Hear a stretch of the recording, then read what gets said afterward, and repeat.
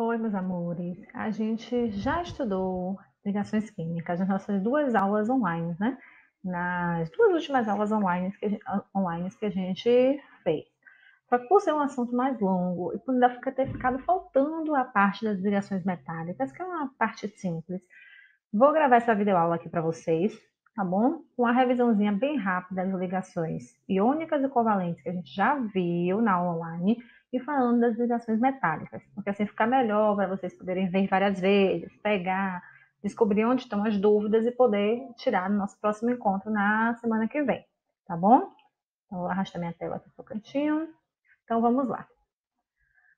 Nós estudamos que toda substância ela é formada por átomos de elementos químicos, né? E que, exceto os gases nobres, deixa eu pegar minha canetinha, exceto os gases nobres, que são esses daqui, né, da família 18, todos os demais, eles não estão encontrados sozinhos na natureza. Por quê? Porque eles são átomos instáveis, certo? Eles são átomos instáveis. Por que eles são átomos instáveis? Porque a gente viu a regra do octeto, né?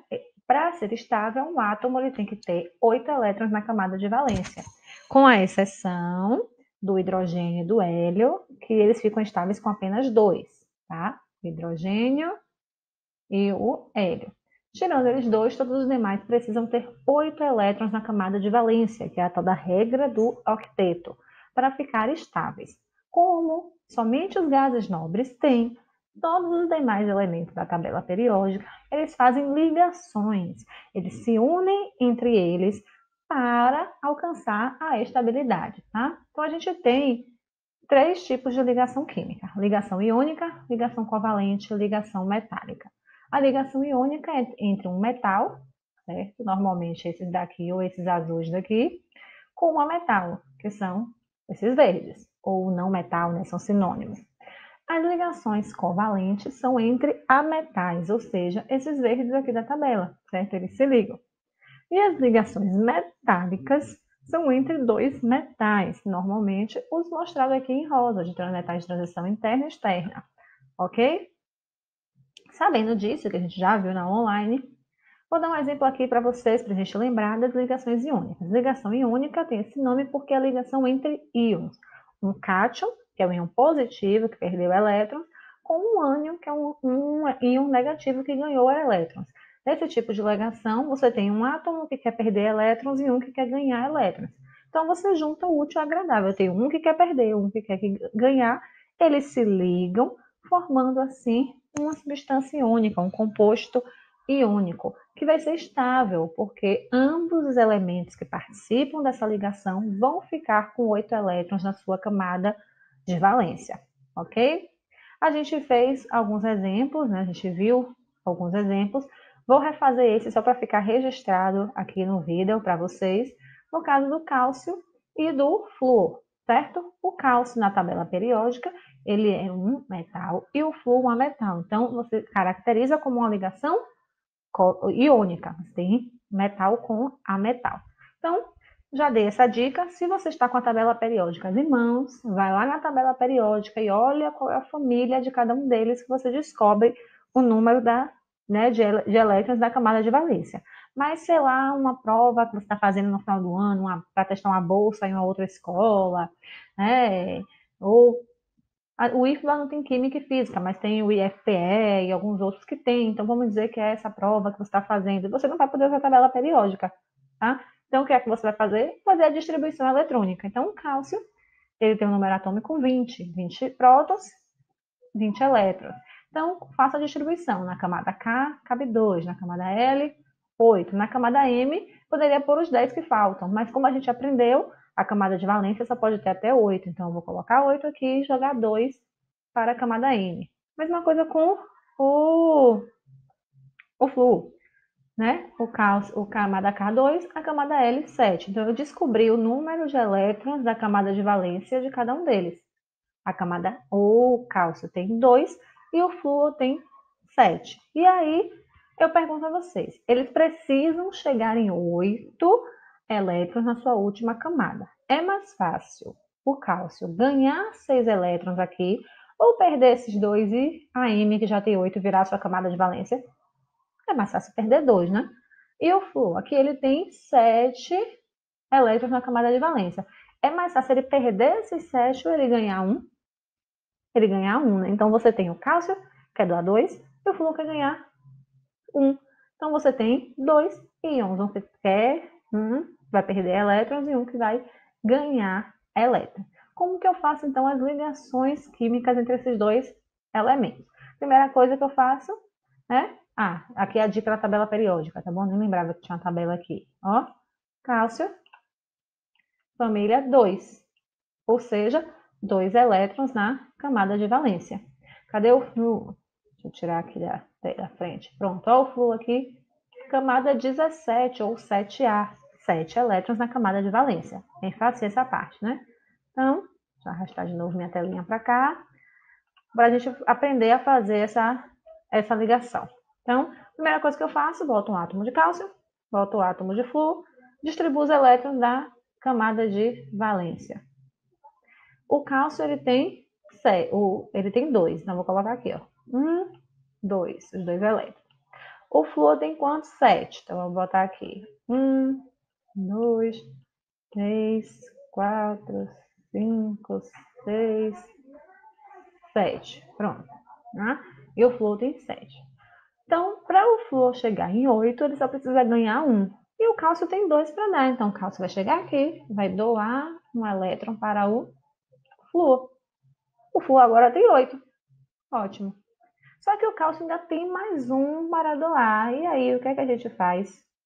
Se o cálcio ainda tem um para doar, eu vou colocar um outro flúor que vai receber esse elétron. Então, eu vou colocar de novo os 7 elétrons do flúor aqui. 5, 6, 7. E esse cálcio vai doar, então, esse elétron para o flúor.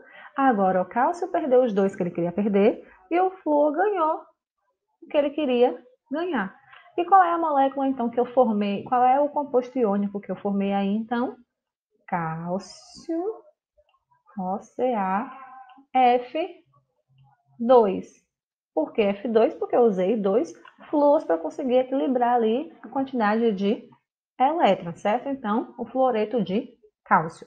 Cálcio F2, ok? Os demais eu já fiz na aula online, vocês devem ter copiado no caderno, não vou colocar. Botei esse daí só para dar um exemplo, ficar registrado aqui no vídeo, para caso vocês esqueçam como é que faz, ok? E aí, as ligações iônicas, elas vão formar compostos iônicos ou substâncias iônicas, sinônimos aí, tá? Quais são as características dos compostos iônicos? São formados por uma ligação forte, difícil de quebrar, certo? Eles formam cristais,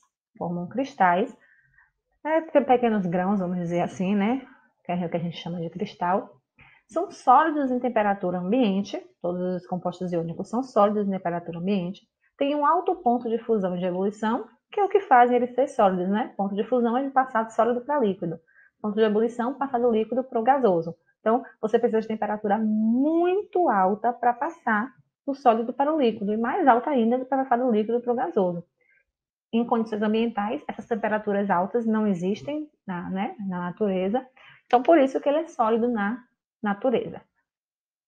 E uma característica importante é que eles conduzem corrente elétrica no estado sólido, no estado líquido, né? Se ele for transformado para o estado líquido em condições de laboratório, e em solução aquosa, que é misturado com água. Tá? Normalmente as substâncias iônicas elas são popularmente chamadas de sais. Então, quando você compra, por exemplo, aquele Eno, Sonrisal lá, que é bom para o estômago, que são sais, então, são substâncias iônicas, compostos iônicos, que é o que a gente popularmente chama de sal. Tá? Os diferentes tipos de sais, sais de cálcio, sais de potássio, o cloreto de sódio, né, que é o sal de cozinha, todos eles são solúveis em água, eles dissolvem em água, e quando dissolvido em água, que a gente chama de solução aquosa, eles conduzem corrente elétrica, certo? Então, vamos para a próxima, as ligações covalentes ou moleculares que a gente falou na aula de hoje. Ela ocorre entre 2 ametais, certo? 2 não metais, ou hidrogênio e ametal. Qual é a diferença? Nesse caso aqui, eu tenho 2 ametais e ambos querem ganhar elétrons, certo? Se ambos querem ganhar elétrons, a gente tem aí um problema, né? Ligação iônica era fácil, um queria doar, um queria ganhar, estava tudo resolvido. No caso da ligação molecular, os dois querem ganhar. E aí, o que é que eles vão fazer? Eles vão compartilhar o elétron. O elétron ele vai pertencer aos dois ao mesmo tempo, aos dois átomos que constituem essa molécula, tá bom? Então, sempre você vai ter um par eletrônico, certo? Por exemplo, vamos dizer dois elementos, o carbono e o oxigênio. O carbono vai fornecer um elétron, o oxigênio vai fornecer o outro, eles vão fazer um par, e esse par vai pertencer aos dois ao mesmo tempo. Como assim? Vou botar aqui, ó. O carbono, se você olhar lá na tabela periódica, ele é do grupo da família 14 ou 4A, ou seja, ele tem 4 elétrons na camada de valência. A professora não tem uma tabela periódica. Faz a distribuição eletrônica que você vai achar o número de elétrons na camada de valência para colocar, tá? Mas como nas nossas avaliações vocês podem utilizar a tabela periódica, é só olhar na tabela. O oxigênio, você olhando lá, ele vai estar no grupo 7A ou 17, ou seja, 7 elétrons na camada de valência. Então, desculpa, 6A ou 16. Então, 6 elétrons na camada de valência. Está aí representado meu carbono com meus 4 elétrons, meu oxigênio com meus 6 elétrons. Ambos querem ganhar. O carbono quer ganhar 4 e o oxigênio quer ganhar 2. Então, se os dois querem ganhar, o que eu vou fazer? O carbono ele não pode doar os elétrons para o oxigênio não pode doar os elétrons para o carbono, porque ambos querem ganhar, certo? Eles formam ânions, né? No caso, eles querem ganhar elétrons. Então, o que é que a gente vai fazer aqui? Compartilhar esses elétrons. Então, ó, um elétron do oxigênio, um elétron do carbono, eles se juntam formando um par de elétrons compartilhado. No caso aqui, esses dois elétrons pertencem ao carbono e ao oxigênio ao mesmo tempo, tá bom? Aí vamos contar então quantos elétrons ele ficou. O oxigênio tem 1, 2, 3, 4, 5, 6, 7. Ainda falta um. Então, se ainda falta um, o que é que a gente vai fazer? Compartilhar outro. Compartilhar outro. Nesse caso aqui, agora o oxigênio tem 8, né? 1, 2, 3, 4, 5, 6, que já era dele. 7 e 8, os dois que ele está compartilhando com o carbono. Então, agora o oxigênio está ok. E o carbono tem 8? Vamos olhar. O carbono vai ter os 4 que ele já tinha, 5, 6, os dois que estão compartilhados. Então, o carbono ele ainda não tem todos os elétrons que ele precisa para ficar estável. O que é que a gente vai fazer? Mesma coisa que a gente fazia lá na ligação iônica, colocar um outro oxigênio, certo? Coloquei um outro oxigênio com seus 6 elétrons. Vou fazer o compartilhamento, ó. Compartilhei aqui. Compartilhei aqui. Esse oxigênio tem 1, 2, 3, 4, 5, 6, 7, 8 com os dois compartilhados. E o carbono agora tem os 4 dele e mais 4 compartilhados, também tem 8. Então, nesse caso aqui, formamos o CO2, certo? O gás carbônico, que é uma molécula formada por ligações covalentes, ligações moleculares, em que eles compartilham elétrons, tá? Então, quais são as características das moléculas?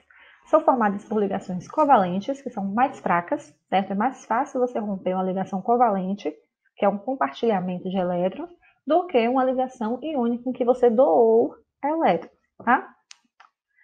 Eles apresentam nos 3 estados físicos, enquanto os compostos iônicos são no estado sólido, as moléculas podem estar nos 3 estados físicos. Por quê? Porque elas têm baixa temperatura de fusão e ebulição. Muito fácil. Com 0 graus, você passa da água do gás do sólido para o líquido, ou seja, uma temperatura baixa que existe na natureza. E com 100 graus, você já passa a água da líquido para o gasoso, temperatura que também existe na natureza. Então, você consegue encontrar os 3 estados físicos das moléculas, certo? Nos 3 estados físicos. As moléculas têm uma característica importante, elas não conduzem corrente elétrica no estado sólido e no estado líquido. Elas só conduzem no estado gasoso, certo? No estado gasoso. E aí, uma dica importante é como montar a fórmula eletrônica e estrutural das moléculas, certo? As moléculas são os compostos mais conhecidos. Nosso corpo ele é formado por moléculas à base de carbono, tá? Então, o nosso corpo ele é formado, a estrutura do nosso corpo, a base dela é ligação covalente, ligação molecular, tá? As moléculas que formam o nosso corpo, que a gente estudou no passado, que a gente usa aminoácido, proteína, glicose, lembra? Tudo aquilo ali é ligação entre carbono, oxigênio e hidrogênio. Hidrogênio e metais, ligação molecular. Então, as moléculas elas são muito importantes. para a vida. Quer dizer, a vida existe graças à molécula, né? E nós precisamos de compostos, né, moleculares de moléculas para sobreviver, principalmente essa daqui, gás oxigênio, e o H2O, a água, ok? Então, como a gente consegue construir as ligações existentes nessas moléculas, tá bom? Então, vamos pegar o primeiro exemplo, o oxigênio. Então, o que é que a gente vai fazer? Primeira coisa, vou colocar aqui, ó, se tem O2, significa que são 2 oxigênios. Então, vou colocar um oxigênio aqui, o outro oxigênio aqui. E aí, eu botei aqui um passo a passo de dicas que ajudam vocês a montar as ligações químicas moleculares, as ligações covalentes. Primeiro passo, ó, contar todos os elétrons da camada de valência, tá? Então, posso fazer a distribuição eletrônica ou posso lá na minha tabela olhar. Olhei lá na minha tabela, o oxigênio está em qual família? Família 16 ou 6A. Então, significa que ele tem 6 elétrons na camada de valência. Então, vou colocar aqui, ó, o oxigênio ele tem 6 elétrons na camada de valência. Só que essa molécula aqui está me dizendo que existe 2 oxigênios. Então, eu vou multiplicar por 2, que vai dar 12. Então, eu tenho 12 elétrons para distribuir entre os 2 oxigênios, sendo que todos eles têm que ficar com 18 ou com 8 elétrons para poder ficar estável. Então, vou fazer o quê? Primeiro passo, colocar um par de elétrons compartilhado para cada ligação. Então, eu vou colocar aqui, ó, um par de elétrons compartilhado entre eles. Ótimo. E aí, depois, o passo 3, completar o octeto dos ligantes, ou seja, completar os 8 elétrons que faltam. Então, oxigênio. 1, 2, 3, 4, 5, 6, 7, 8. Ok? O outro oxigênio. 1, 2, 3, 4, 5, 6, 7, 8. Beleza. Agora, o que é que eu tenho que fazer? Né? Quarta questão, colocar os elétrons restantes no átomo central. Mas aí a gente não tem átomo central nesse exemplo, no próximo eu mostro, porque você só tem 2 moléculas. Então, se tem 2 moléculas, não tem átomo central. Aí o último passo é o quê? Se o átomo central não estiver no octeto, fazer ligações duplas ou triplas, que também não cabe esse caso, porque não tem um átomo central. O átomo central você tem quando tem um número ímpar, perto de átomos. Quando você tem um número par, você não tem átomo central. Então, qual é o que é que você vai fazer? Contar o número de elétrons totais que você colocou, porque tem que dar 12. Então, eu vou lá. 1, 2, 3, 4, 5, 6, 7, 8, 9, 10, 11, 12, 13, 14. Alguma coisa errada. Tem alguma coisa errada porque eu tenho que ter 12 elétrons e eu tenho 14. Então, se eu tenho 14, o que é que eu devo fazer? Apagar 2, né? Apagar 2 elétrons para poder ter 12. Só que se eu apagar 2, observem que eles não ficam mais com 8. Fica com 1, 2, 3, 4, 5, 6, 7. Cada oxigênio agora está com 7. 1, 2, 3, 4, 5, 6, 7. Contando com compartilhado. O que é que eu posso fazer para solucionar isso? Compartilhar outro. Compartilhar outro. Então, nesse momento, eu tenho que os átomos de oxigênio com 8 elétrons, ó, 1, 2, 3, 4, 5, 6, os dois compartilhados, 8, a mesma coisa para o outro. Então, eles têm 8 elétrons, e se você contar aí a soma total, tá dando 12. Então, os oxigênios estão com o octeto completo, e na soma total você tem 12 elétrons, certo? Então, essa é a fórmula eletrônica. Por que eletrônica? Porque na fórmula eletrônica os elétrons aparecem com esse desenho desses pontinhos, que significam um elétron. E é só que ele pede para você montar também a fórmula estrutural. Como é a fórmula estrutural? Você faz primeiro a eletrônica, depois você vem e coloca um oxigênio aqui, um oxigênio aqui. Na fórmula estrutural eu não preciso desenhar os pontinhos dos elétrons. Eu só preciso indicar o número de par de elétrons compartilhado. Então, nesse caso aqui, eu tenho um par de elétron, 2 pares de elétron. Então, eu boto 2 linhas. Cada linha significa um par de elétron compartilhado. Então, essa é a estrutura, é a fórmula estrutural da molécula do oxigênio, certo? Essa é a estrutural. Ok? Vou fazer mais um exemplo, né? Só para fixar mais. Esse daqui do metano eu fiz na online, então vou fazer o aqui, ó. Pronto. o NH3, que é a amônia, tá bom? Então, primeira coisa que eu vou fazer, colocar meu N e colocar 3 Hs. Um H de um lado, pode ser em cima, embaixo, não tem problema, certo? Nesse momento, no ensino médio vocês vão aprender que tem um lugar certo sim, mas aqui a gente não precisa disso não. Então, ó, o H, meus 3 Hs e o N. Então, agora eu vou fazer o primeiro passo, contar todos os elétrons da camada de valência. Então, nitrogênio. Nitrogênio está lá em que posição da nossa tabela periódica? Olhem lá, onde é que está o nitrogênio. O nitrogênio está na família 5 ou 15, né? Ou 5A ou 15, que significa o quê? Que tem 5 elétrons na camada de valência. Então, eu vou colocar, ó, meus 5 aqui, certo? Referente ao N. Referente ao nitrogênio. Deixa eu apagar aqui para botar o Nzinho, para não confundir. Vou botar uma caneta. Pronto, ó. O nitrogênio tem 5 elétrons na camada de valência. E o hidrogênio? O hidrogênio tem quantos? O hidrogênio tem 1, né? Então, o hidrogênio tem 1 elétron. Só que observe que na molécula eu tenho 3 hidrogênios. Então, vai ser vezes 3. Ok? Total vai dar quanto? 5 mais 3, 8, né? 8 elétrons eu tenho aí para distribuir entre eles. Então, vamos lá fazer a primeira coisa, a segunda etapa, colocar um par de elétron compartilhado para cada ligação. Eu vou colocar aqui, ó, um par de elétron compartilhado aqui, um par de elétron compartilhado aqui e um par de elétron compartilhado aqui. E aí vamos conferir, né? Conferir quantos elétrons cada um tem para completar o octeto dos ligantes. Lembrando que hidrogênio é exceção. Então, hidrogênio ele fica estável com 2. Então, no caso do octeto do hidrogênio, são 2. Então, o hidrogênio já tem um 2, esse hidrogênio já tem um 2, esse hidrogênio já tem um 2. Então, os hidrogênios estão tudo ok. E o nitrogênio? O nitrogênio ele tem quantos agora? 1, 2, 3, 4, 5, 6. O nitrogênio está com 6. Faltam quantos? 2 elétrons. Então, eu vou chegar aqui e colocar 2. Ótimo. Pronto. O que é que eu vou fazer agora? Conferir se todo mundo está com seus 8. E se a soma total eu usei 8 elétrons, que é o que manda aqui. Ok? Então, vamos lá. O hidrogênio está com 2, o hidrogênio está com 2, o hidrogênio está com 2 e o nitrogênio está com 1, 2, 3, 4, 5, 6, 7, 8. Pronto, todo mundo estável. Vamos contar agora para conferir se tem somente 8 elétrons. Então, 1, 2, 3, 4, 5, 6, 7, 8. Pronto, usei os 8 elétrons da camada de valência e todo mundo está estável. Então, essa é a minha fórmula eletrônica da amônia. E aí, qual é a minha fórmula estrutural?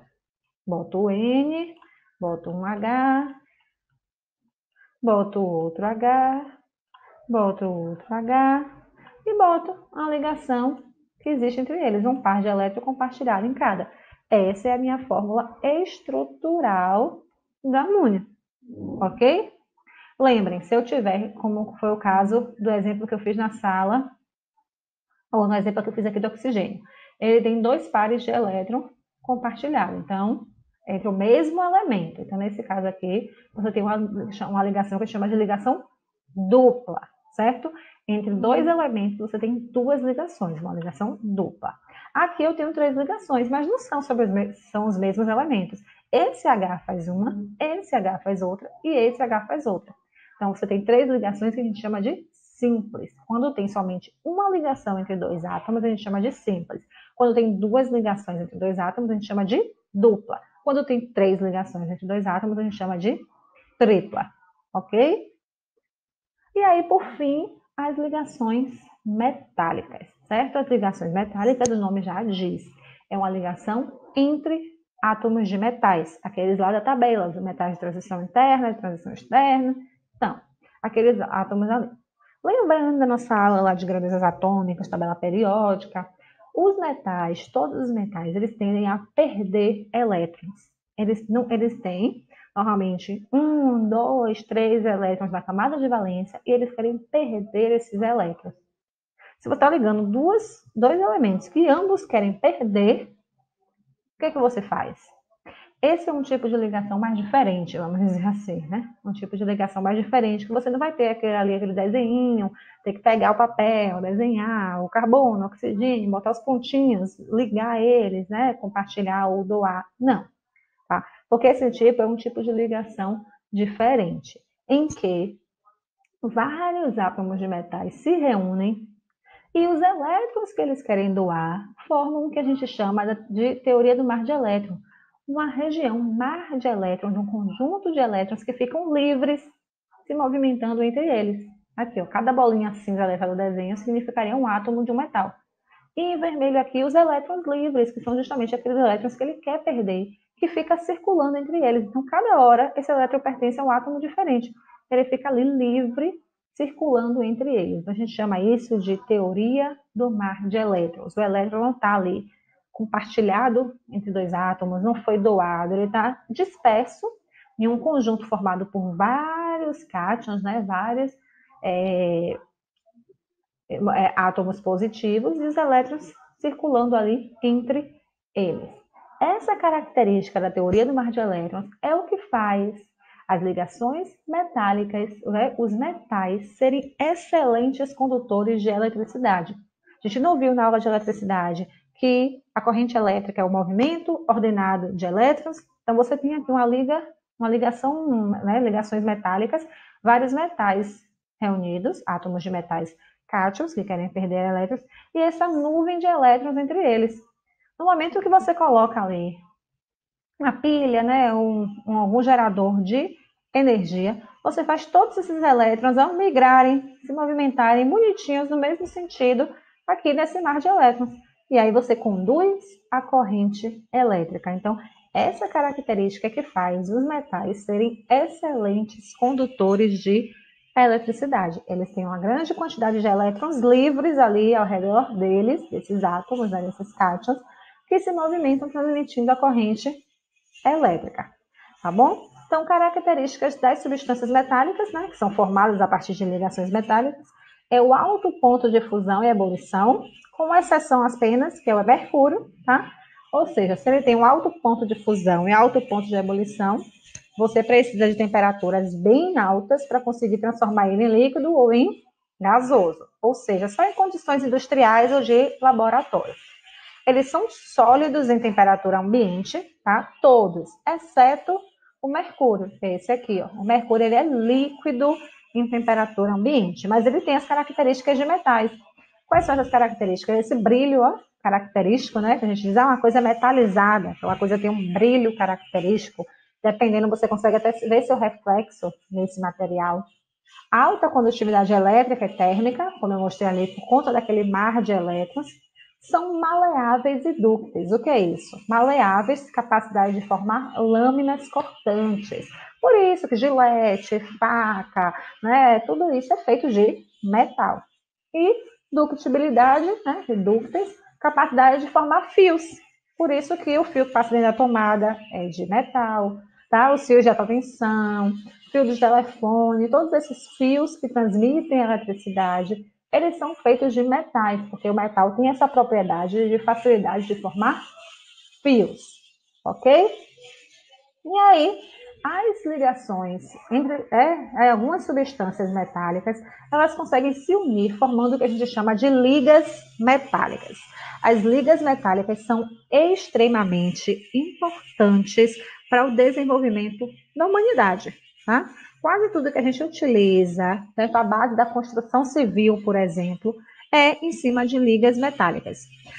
As ligas metálicas, você vai ter a mistura de 2, 3 ou mais metais e aí que vai ter propriedades diferentes daquele metal isolado. Por exemplo, a liga de o bronze é uma liga de cobre e estanho. O cobre tem uma característica, o estanho tem outra. Quando eles se juntam, forma a liga metálica chamada de bronze, que vai ter características diferentes. Ela não vai ter características de cobre nem de estanho, ela vai ter características novas, características daquela liga metálica, tá? O bronze, por exemplo, é muito utilizado para a construção de estátuas, para produção de medalhas, né? A gente acha que a medalha de bronze, eu pelo menos achava por muito tempo que a medalha de bronze era a mistura do ouro e da prata, por isso que ela era menor, né? O primeiro lugar ganha ouro, o segundo prata, o terceiro ganha o bronze, que é o menor. Mas o bronze, na verdade, é cobre e estanho, não tem nada a ver com ouro e com prata, tá? O latão é outra liga metálica muito utilizada, que é a liga de cobre e de zinco, certo? Ela é muito utilizada para encanamentos, aquelas junções de encanamento, tá? Esqueci como é que chama essas peças, acho que as povo chama de joelho, se não me engano, que juntam um cano com o outro, tá? Principalmente de tubulações maiores, né? Não esse cano que sai da sua pia da casa, não, canos grandes da embasa que passa embaixo do solo, muitos são formados de latão, tá? E até algumas bijuterias são formadas de latão, aquela que enferruja fácil, tá? Aquela bem baratinha que enferruja fácil, muitas delas também são formadas de latão.